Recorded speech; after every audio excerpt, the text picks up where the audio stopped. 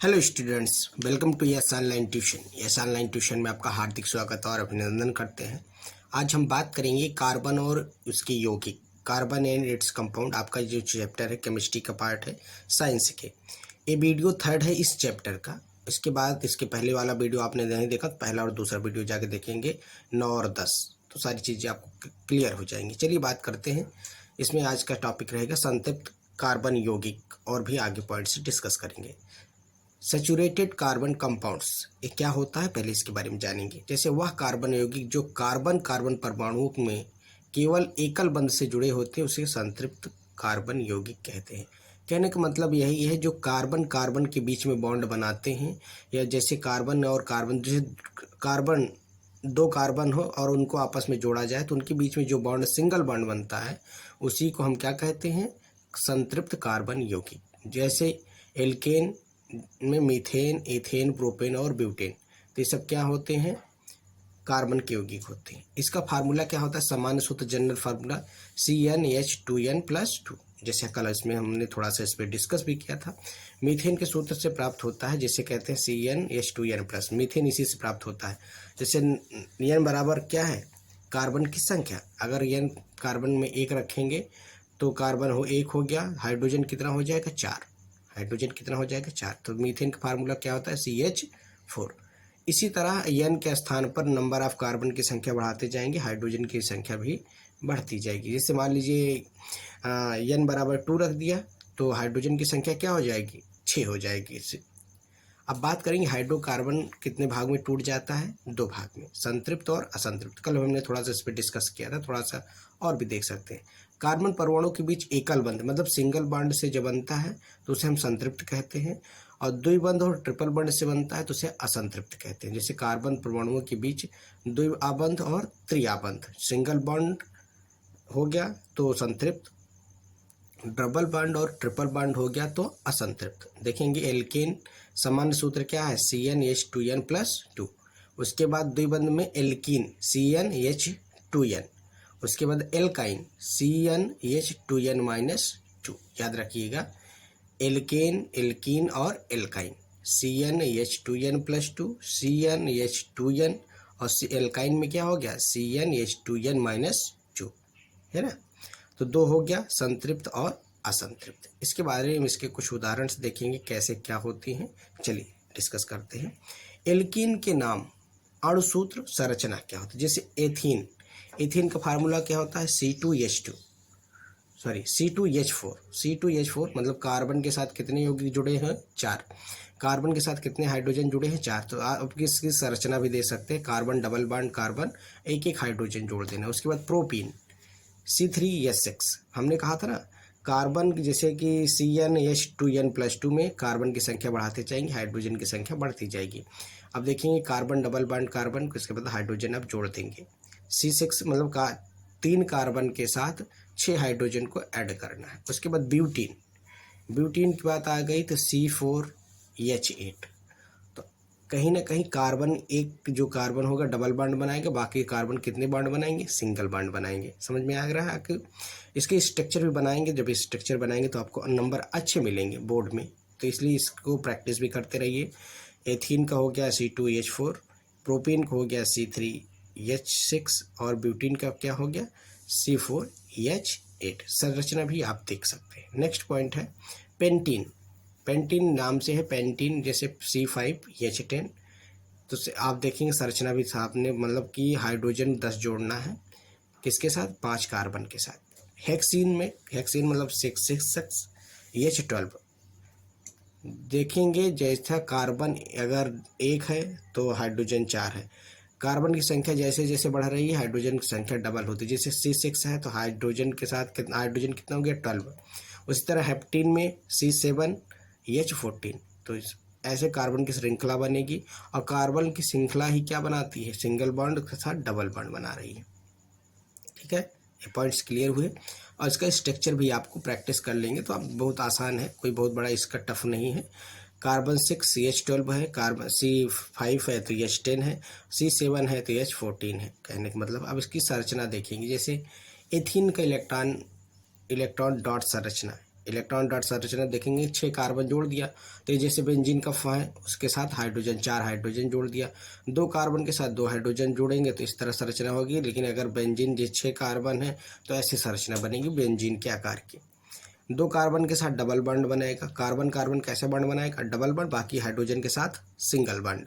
ठीक है, देख सकते हैं जैसे कलर में आप देख सकते हैं सर्कल में बना के दिखाया गया है स्ट्रक्चर, और बहुत आसानी से आपको इस चीज़ को समझ में जाएंगे।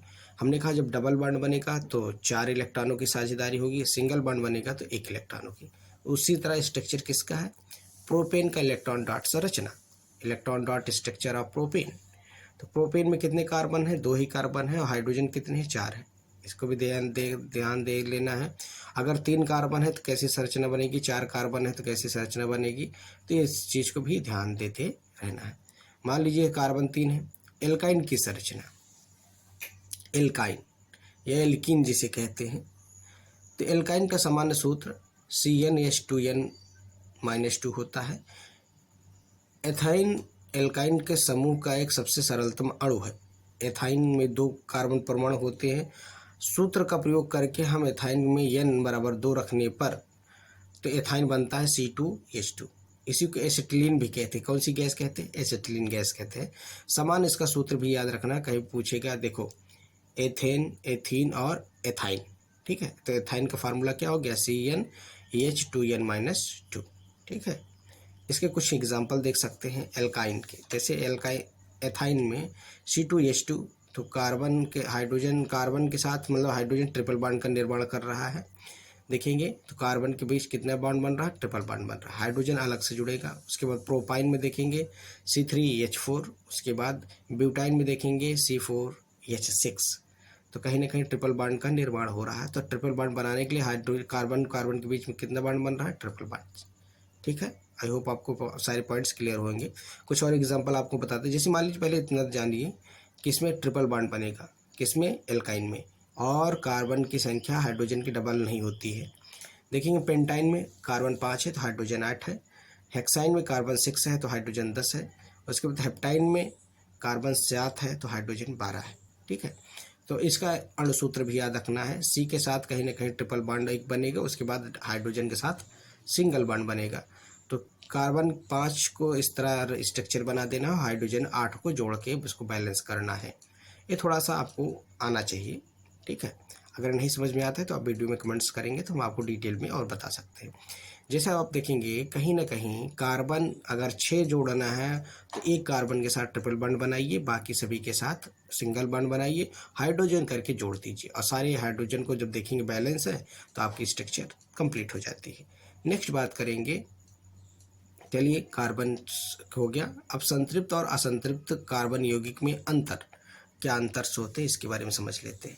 संतृप्त यौगिक क्या है, असंतृप्त यौगिक क्या है। जैसे पहले देखें संतृप्त में, इसमें कार्बन परमाणुओं के बीच एकल आबंध बनता है, मतलब सिंगल बॉन्ड बनाता है। ठीक है, असंतृप्त में इसमें 2 और ट्रिपल बॉन्ड बनता है, याद रखिएगा। इसमें प्रतिस्थापन अभिक्रिया होती है, इसमें संयोजन अभिक्रिया होती है। ठीक है, तीसरा पॉइंट क्या है, इसमें असंतृप्त यौगिक की तुलना में कम अभिक्रियाशील होते हैं, लिहाजा संतृप्त यौगिक की तुलना में अधिक अभिक्रियाशील होते हैं।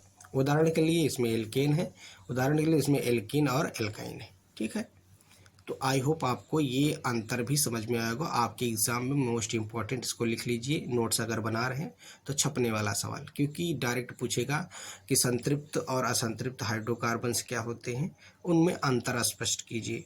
तो संतृप्त हाइड्रोकार्बन्स वह कार्बन्स होते हैं जिसमें एकल बंध बनता है, असंतृप्त हाइड्रोकार्बन्स वह कार्बन्स होते हैं जिसमें एकल और द्विबंध बनता है, और फिर अंतर में आप ये सारे पॉइंट्स लिख देंगे। ठीक है, आई होप आप सारे पॉइंट्स क्लियर और समझ में आए होंगे। फिर से देख लीजिए, संतृप्त क्या होते हैं, जिसमें एकल बंध, और असंतृप्त में द्विबंध। इसकी प्रतिस्थापन अभिक्रिया होती है, इसमें संयोजन अभिक्रिया होती है। इसमें असंतृप्त की तुलना में कम अभिक्रियाशील होते हैं, ये संतृप्त की तुलना में अधिक अभिक्रियाशील होते हैं। उदाहरण है एल्केन, और इसमें क्या है, एल्केन का फार्मूला क्या है, CnH2n+2, और एल्कीन और एल्काइन का क्या है, CnH2n, उसमें क्या है, CnH2n-2। ठीक है, इसको भी ध्यान रखना है। कुछ और पॉइंट्स हैं, हम डिस्कस करेंगे इसके आगे। चलिए पहले देख लेते हैं एल्डिहाइड कीटोन्स क्या होते हैं। विषम परमाणु इसका प्रकारात्मक समूह क्या होता है, पहले आप देख सकते हैं। जैसे हेलो लगा होता है तो Cl Br आयोडीन, एल्कोहल लगा होता है तो OH जुड़ा होता है, एल्डिहाइड होता है तो कार्बन के साथ एक सिंगल बॉन्ड हाइड और ऑक्सीजन के साथ डबल बॉन्ड, कीटोन होता है तो कार्बन के साथ डबल बॉन्ड ऑक्सीजन और सिंगल बॉन्ड। याद रखिएगा लास्ट में ये जुड़ा रहेगा। कार्बोक्सिलिक अम्ल होता है तो C के साथ OH जुड़ा रहेगा। एल्कीन समूह रहेंगे तो हम बात करेंगे अल्कोहल की। अल्कोहल जैसे आप कहते हैं दारू, शराब जो पी जाती है, इसका pH मान भी याद रखिएगा। पहला क्या है, अल्कोहल। अल्कोहल एक अन्य प्रकार्यात्मक समूह है जो कि हाइड्रोकार्बन की श्रृंखला से जुड़कर अणुओं का समूह बनाता है। इसमें हाइड्रोक्साइड OH कार्बन में एक हाइड्रोजन परमाणु को हटाकर स्वयं जुड़ता है और अल्कोहल समूह के यौगिक बनाता है। उदाहरण के लिए OH, कहने का मतलब जिसके साथ OH जुड़ा हो, समझ लीजिए किस ग्रुप का है, एल्कोहल ग्रुप का। तो अगर डिफिनीशन क्या है, तो अल्कोहल एक अन्य प्रकार्यात्मक समूह है जो हाइड्रोकार्बन की श्रृंखलाओं से जुड़कर अणुओं का समूह बनाता है। ठीक है, उदाहरण के लिए आप देखेंगे तो OH माइनस किसके साथ जुड़ेगा, OH एल्कीन जैसे हाइड्रोकार्बन से जुड़कर अनेक प्रकार के अल्कोहल का निर्माण करता है, जैसे मेथेनॉल, एथेनॉल, प्रोपेनॉल। याद रखिएगा लास्ट में क्या जुड़ेगा, नॉल, या लास्ट में क्या जुड़ेगा, OH अगर जुड़ जाता है तो नॉल हो जाता है। जैसे मेथेनॉल भी अल्कोहल है, एथेनॉल भी अल्कोहल है और प्रोपेनॉल आदि। तो इस तरह के लिखने के लिए कि अल्कोहल क्या होगा और कैसे इसका निर्माण होता है, इसकी संरचना क्या होती है। ठीक है, कोई डाउट हो तो आप बता सकते हैं। उसके बाद नेक्स्ट पॉइंट आएगा एल्डिहाइड या कीटोन्स, है ना। बात करेंगे एल्डिहाइड की। यह एक प्रकार्यात्मक समूह है, ये भी इसी तरह है, जिसमें एक अकेला ऑक्सीजन परमाणु के द्विआबंध हाइड्रोजन कार्बन के साथ परमाणु में जुड़ा होता है। आप इसका स्ट्रक्चर देखिए, कार्बन एक है, कार्बन के साथ एक इधर भी जुड़ेगा एक सिंगल बॉन्ड के साथ, और ऑक्सीजन डबल बॉन्ड के साथ जुड़ेगा तो OH। तो इस तरह कहीं आपको दिखेगा तो इसको हम क्या कहेंगे, एल्डिहाइड। ठीक है, कहने का मतलब यही है कि एल्डिहाइड यह एक प्रकार्यात्मक समूह है जिसमें एक अकेला ऑक्सीजन परमाणु द्विआबंध, मतलब डबल बॉन्ड किसके साथ, आप देख भी सकते हैं एग्जाम्पल में कार्बन के साथ ऑक्सीजन क्या बना रहा है, डबल बॉन्ड का निर्माण कर रहा है। ठीक है, इस तरह का। उसके बाद आता है कीटोन। क्या आएगा, कीटोन। कीटोन भी एक प्रकार्यात्मक समूह है जो हाइड्रोकार्बन से जुड़कर अनेक अणुओं का निर्माण करता है। इसका अनेक अणुओं को। कीटोन समूह में कार्बन परमाणु एक अकेला ऑक्सीजन परमाणु के साथ द्विआबंध जुड़ा होता है। इसमें याद रखिएगा हाइड्रोजन की बात नहीं की गई है, डायरेक्ट कार्बन के साथ ऑक्सीजन जुड़ेगा, डबल बॉन्ड का निर्माण करेगा, और इसके साथ बहुत सारे कार्बन भी जुड़ सकते हैं, हाइड्रोजन भी जुड़ सकते हैं। ठीक है, ऐसा स्ट्रक्चर आपको कहीं देखने को मिले तो इसका मतलब क्या, कौन सा समूह का है, कीटोन का है। तो एल्कोहल हो गया, एल्डिहाइड हो गया, कीटोन हो गया। कोई दिक्कत हो तो आप कमेंट बॉक्स में कमेंट करेंगे तो और भी हमको सोल्यूशन बताएंगे। लेकिन अगर आई होप आपको ये सारी चीज़ क्लियर हो गए।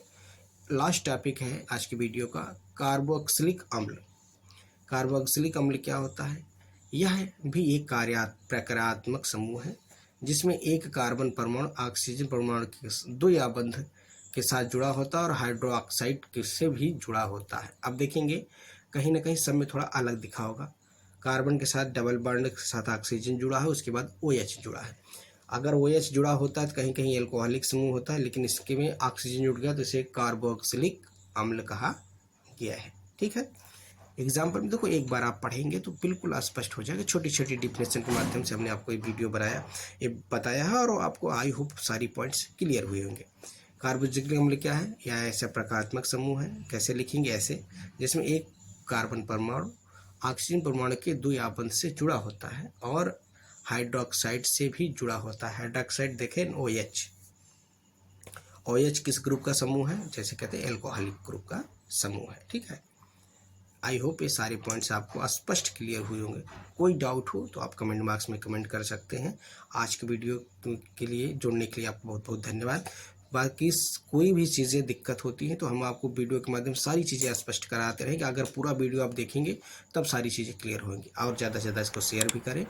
दूसरी चीज़ ये है कि आप एक एक वीडियो को अगर प्लेलिस्ट में जाके देखेंगे तो सारी चीज़ें बिल्कुल साइंस की क्लियर हो जाएंगी। दूसरी बात यह है कि इसके भी हम प्रश्न उत्तर कराएंगे, कैसे बोर्ड में क्वेश्चन बनते हैं और किस प्रकार क्वेश्चन आएंगे। Thank you.